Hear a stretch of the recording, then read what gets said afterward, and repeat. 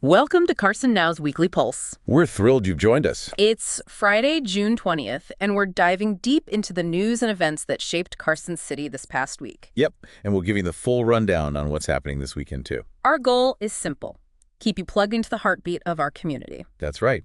We're covering everything from Friday, June 13th through yesterday, the 19th. And then we pivot to all the great events happening today through Sunday, the 22nd. We want to get you informed quickly and thoroughly. That's the mission. Okay, let's jump into the past week. There were some really great stories, especially about community heroes and partnerships. Definitely. Let's start with Nigel Harrison. We reported on this last Friday, June 13th. He's a construction project management professor at WNC, Western Nevada College. Right. And Greater Nevada Credit Union named him a community hero.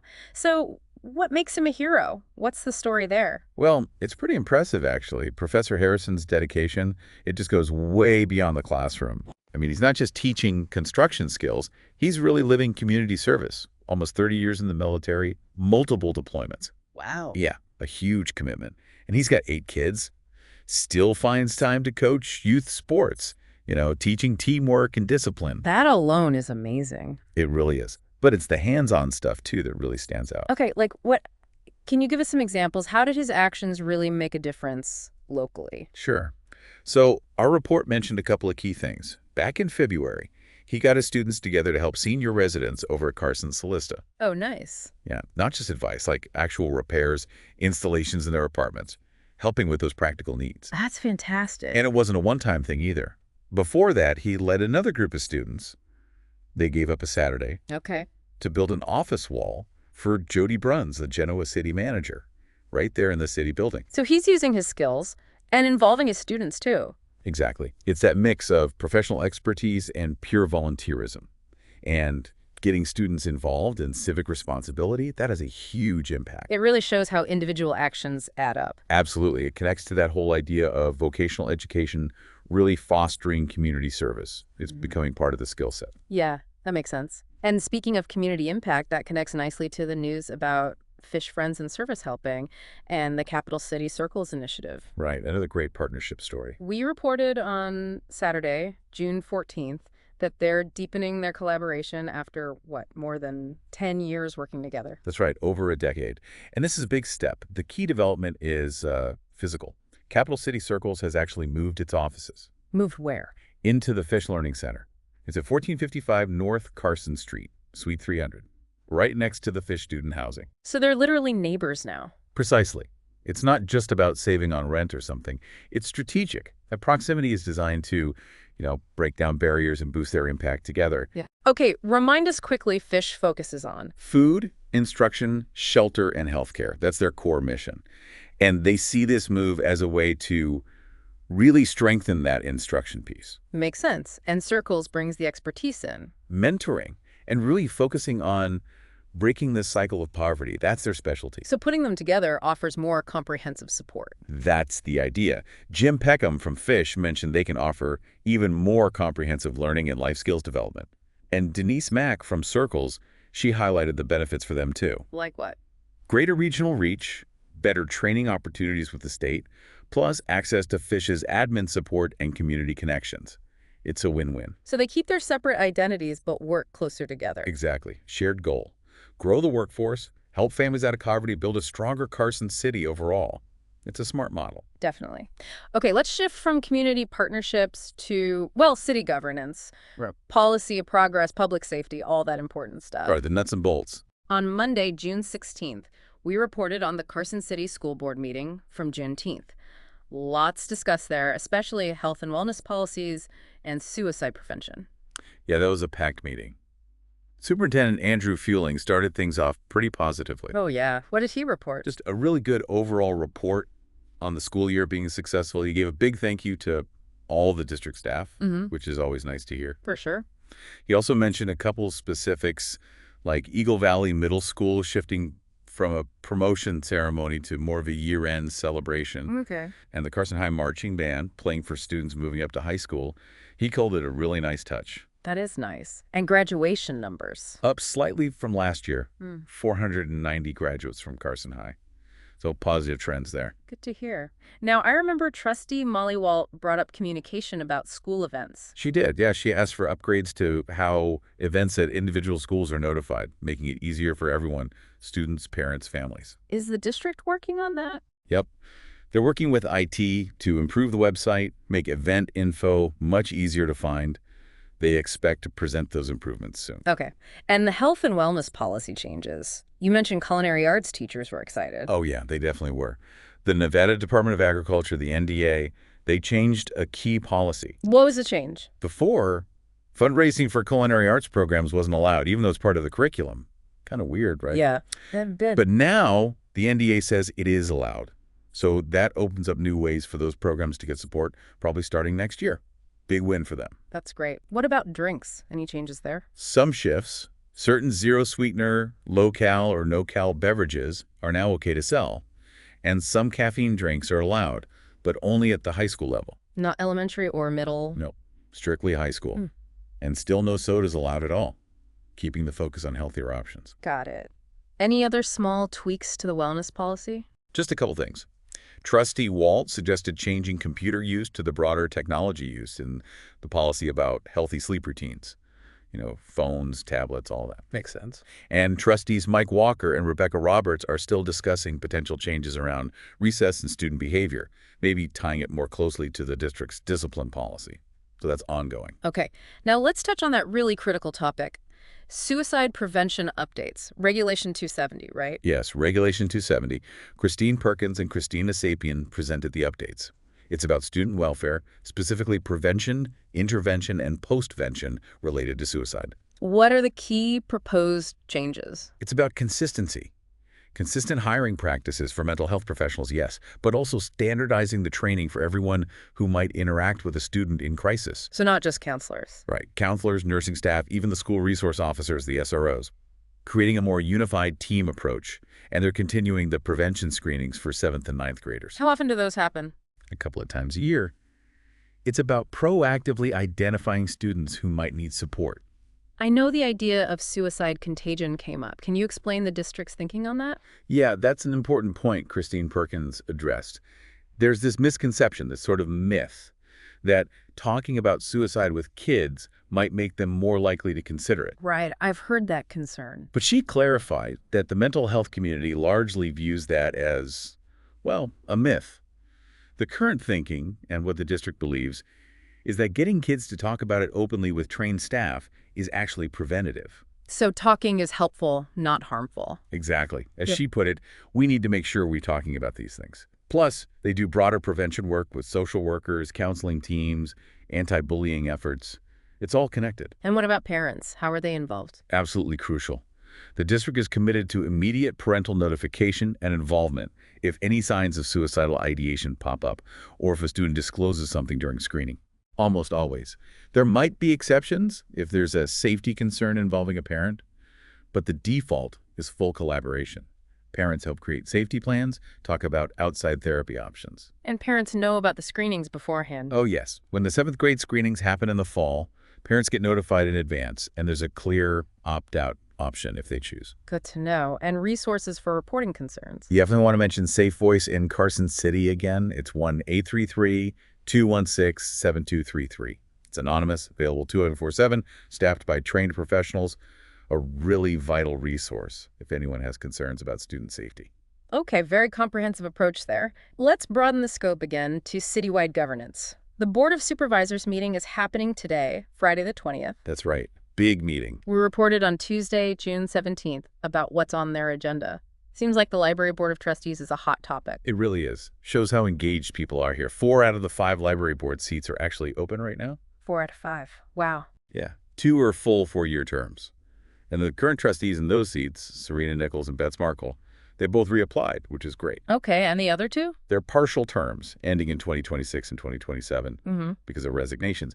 But the interesting part is the number of new people who've applied. Many applicants. A whole bunch. Let's see, Kelly Bennett Unger, Casey Otto, Rena Spansale, Edward Scudlerick, John Talkington, Ann Len Hares, Lisa Jones, Nancy Scott, Griffin Peralta, Sherry Mathis, Robert Moore. Quite a list. That's fantastic civic engagement. It really is. Shows people care about oversight, from the library right up to city planning. So besides the library board, what else is big on the supervisor's agenda today? Quite a few significant items. They're looking at modifying the administration of the Downtown Neighborhood Improvement District, the DNID. Okay, what does modifying the administration mean exactly? Basically, it involves shifting how that special tax district is managed. The DNID funds specific improvements downtown, extra cleaning, security, events, funded by property owners there. This change likely means more direct city oversight of those funds. Got it. What else? There's an ordinance for a final vote. It would approve a plan for 240 single-family townhomes off Morgan Mill Road. That's a pretty big housing development. Interesting housing needs, yeah. Definitely. Also some financial items. Temporary interfund loans. One for CAMPO. That's the Carson Area Metropolitan Planning Organization. Right, the Transportation Planning Group. Exactly. That loan's up to $481,000. And another loan from the general fund to the transit fund for $685,000. They are basically to cover costs while waiting for grant money to come through. Standard procedure sometimes. Pretty much. And a big one for the sheriff's office. Ah, yes, the Axon contract. That's the one. For body cameras, car cameras, video storage, the whole package. It's a long-term contract, potentially through 2035. And the cost? The total amount is pegged at just over $5.5 million. But there's a contingency, so the authorization could go up to $5.8 million. That's a major investment in public safety tech. It absolutely is, aimed at transparency and accountability. Oh, and also they're discussing the collective bargaining agreement for the grant-funded wildland firefighters, making sure they're properly supported using some general funds, too. Lots of important decisions being made today. Okay, let's switch gears to something critical as summer heats up. The environment, specifically fire season. Yeah, always concern here. We reported Monday, June 17th, that officials are bracing for it, and Nevada is abnormally dry. That phrase always makes you pause. It really does. State Forester and Fire Warden Casey Casey, she gave a cautious forecast at a briefing here on June 10th. Abnormally dry for this time of year. Why is that? Mainly because we had minimal snow down low last winter. And then spring warmed up fast, melted the high elevation snowpack quickly, less moisture soaking in. Plus, there's that second crop of cheatgrass from last year still lingering. Highly flammable stuff. Creates extra fuel out there. And are we seeing fires already? What do the numbers look like? Yeah, the stats are, well, a bit sobering. About 150 fires burning over 600 acres so far this year. And officials noted they're making bigger runs than we would expect for early June. That doesn't sound good. No. And Eric Andel from the NDF, the Nevada Division of Forestry, he said the state's already gotten about half its average fire calls for the whole season, and we're just getting started. Half already. And compare the drought conditions. Half the state is in drought now versus only 1% this time last year. It's a big difference. Does this remind officials of past bad years? It does echo 2006 a bit. That year followed 2 years of heavy grass growth and over 1 million acres burned. Our worst season was 1.8 million acres. We're not there, but the conditions are definitely concerning. So what's being done? What are the response plans and support systems? Well, they're emphasizing interagency cooperation. That's key. They pointed to the Davis fire response last September, including the Marie fire, as a good example of how agencies can work together seamlessly, backfilling positions, coordinating efforts. Okay, cooperation is good. What about funding and legislation? There's some significant support there. Governor Lombardo signed 2 key bills recently. AB 578 gives $6 million to the NDF for prevention work. How does that help? That state money is crucial because it can unlock huge federal matching funds, potentially up to $150 million more for prevention. Ah, leveraging state funds. Smart. Exactly. And he also signed SB 19, which makes it easier to share resources like crews and engines across state lines during big fires. A lesson learned from past coordination issues. Good. And federal funds. NDF also got another $45.5 million in federal funds recently, specifically for projects in high-risk areas. So resources are being directed toward the problem. Okay.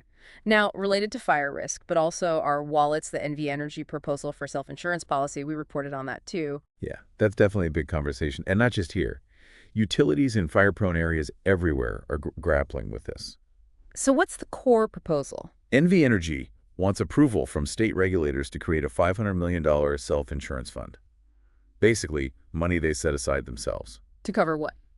To boost their liability coverage up to about $1 billion total, specifically for catastrophic wildfires potentially caused by their equipment. And how would they fund this? Our bills. That's the plan. If it's evolved, average residential customers here in northern Nevada could see about a $2.42 increase per month. Southern Nevada would be less, about 50 cents. And they'd collect this over time. Over the next decade, starting this October. The idea is to build the reserve gradually, so if a huge fire happens, they don't have to hit customers with massive, sudden rate hikes later to cover the liability. Are there other costs involved? Like for prevention stuff they've already done? Yes, that's another piece. They also want to recover about $55 million for past mitigation work, tree trimming near lines, equipment upgrades, things like that. And that adds how much to the bill? For northern Nevada, another $1.44 per month. So you have those two pieces together. Okay. What's the utilities argument, and are people pushing back? NV Energy, specifically Tim Clausen, their VP of Regulatory, says this self-insurance protects customers from, quote, significant and unexpected rate increases down the line.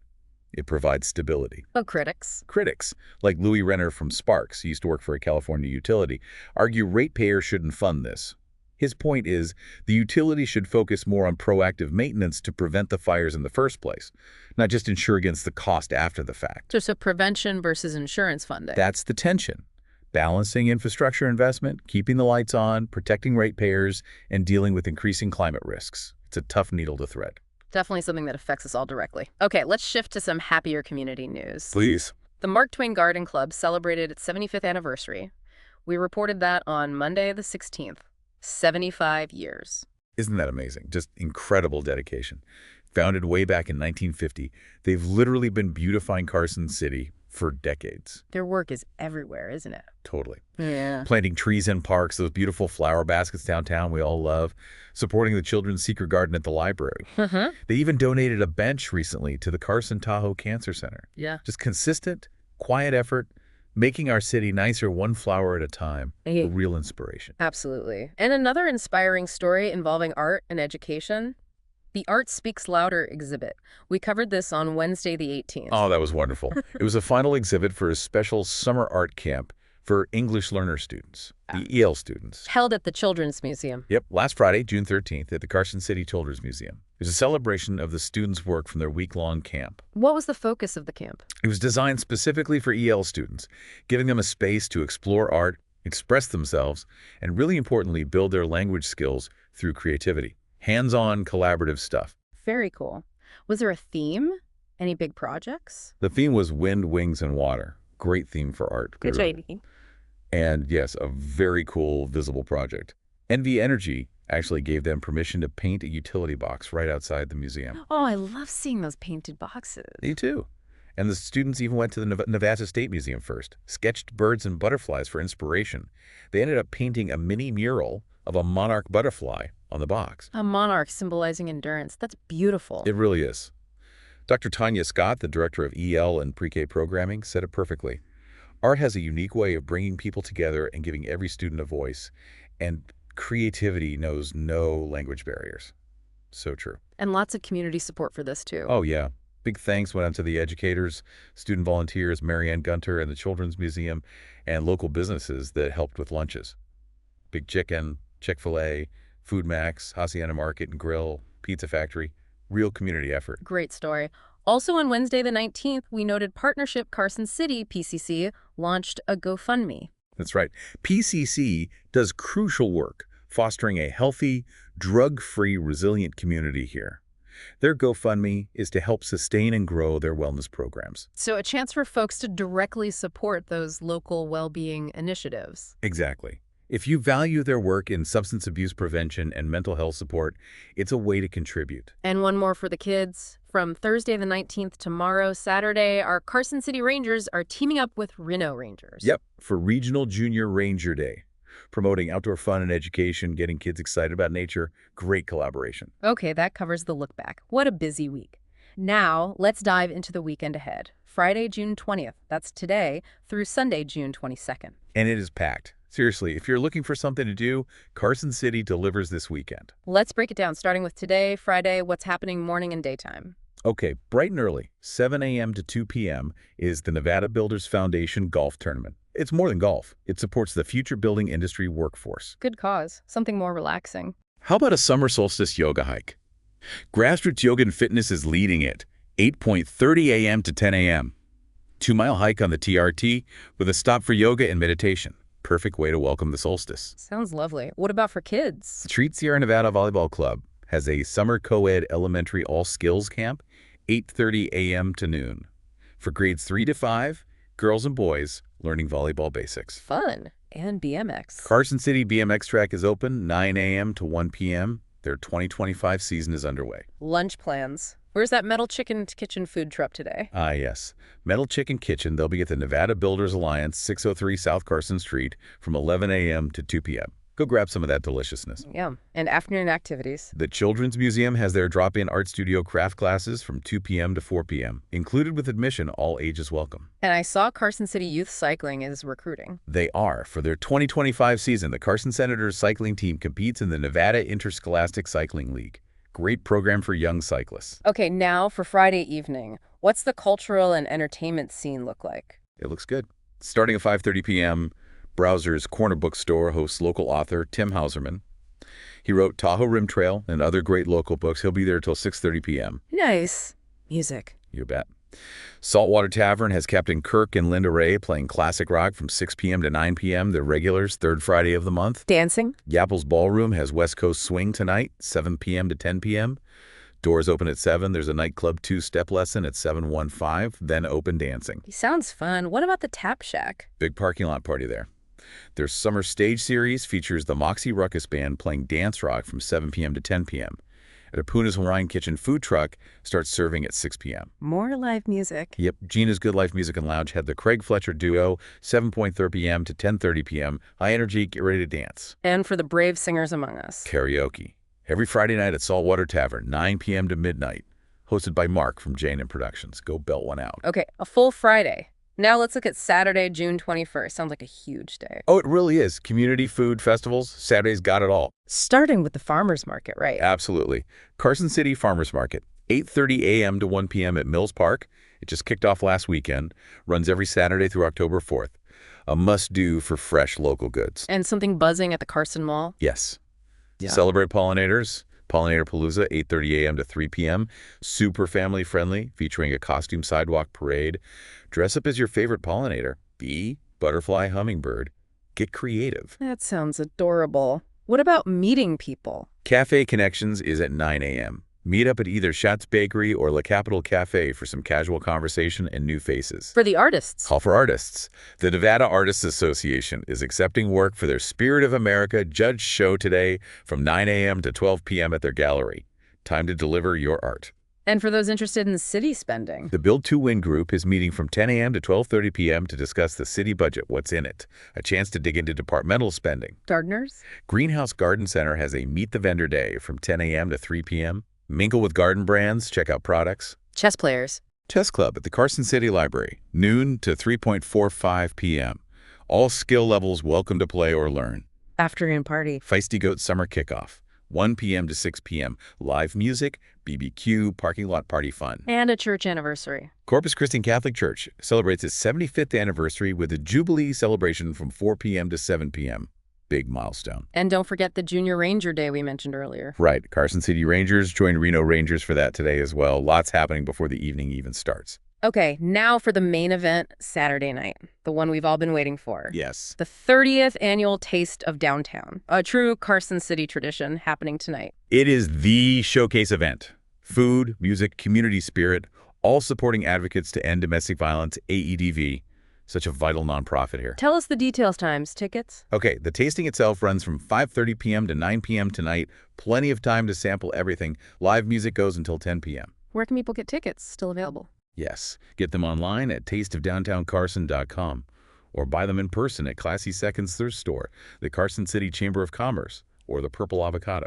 And this is AEDV's biggest fundraiser. It is absolutely crucial for funding their emergency shelter and all the resources they provide for survivors of domestic and sexual violence in northern Nevada. It's grown so much over 30 years. Unbelievably. Started in '95 with just 7 restaurants. Now, over 30 restaurants participating, multiple live bands all over downtown. It's a huge street party. And attendees get to vote. Yep. Vote for your favorites. Best takes, best suite, best beverage, best discovery, and best band. Makes it interactive and fun. Who's playing? What's the vibe? Great lineup. The Dakota Wasp Band, Life in the Fast Lane, that's an Eagles tribute band, plus DJ Melissa keeping things moving. Carson Cigar Company will even have free cigars while they last. It's a really festive atmosphere. And the food? So many restaurants. Oh, the list is amazing. Yum. Seriously diverse.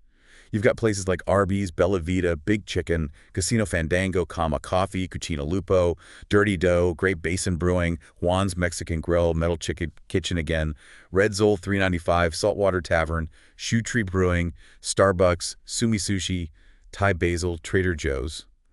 And that's just some of them. A foodie paradise. Truly. You can try so many different things, discover new favorites, all while supporting AEDV's critical work. Let's just briefly remind everyone about that work AEDV does year-round. Absolutely. They've been a lifeline here since 1979. Yeah. They run the Classy Seconds Thrift Shop, the Intervention and Resource Center. They offer a 24-hour crisis line, which is essential. They have sexual assault response advocates, victim court advocates to help navigate the legal system, plus educational programs on teen dating violence, financial literacy, emotional health, parenting, individual counseling, support groups. It's comprehensive support for survivors. So going to Taste of Downtown is fun, yes, but it makes a real difference. A huge difference. You're directly funding safety, healing, and empowerment right here in our community. Okay, besides Taste of Downtown, anything else happening Saturday night? A couple more things.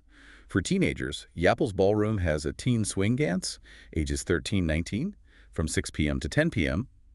Lessons first, then open dancing. Great option for teens. And the Polecat Tavern continues its summer concert series with the Dirt Road Ramblers playing from 6:3 p.m. to 9:38 p.m.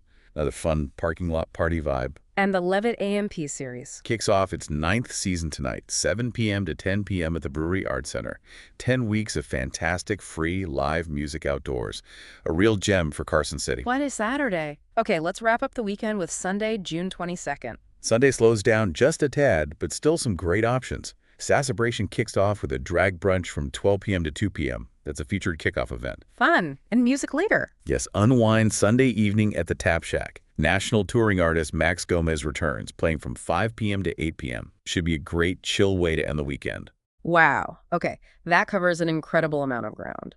From community heroes like Professor Harrison and vital partnerships like Fish and Circles, to critical policy discussions at the school board and supervisors meetings about health, safety, fire preparedness. Or the governance side. And then just the sheer energy of our community events. The Garden Club's 75th, the Inspiring Art Speaks Louder exhibit, and of course the massive celebration tonight with the 30th Taste of Downtown.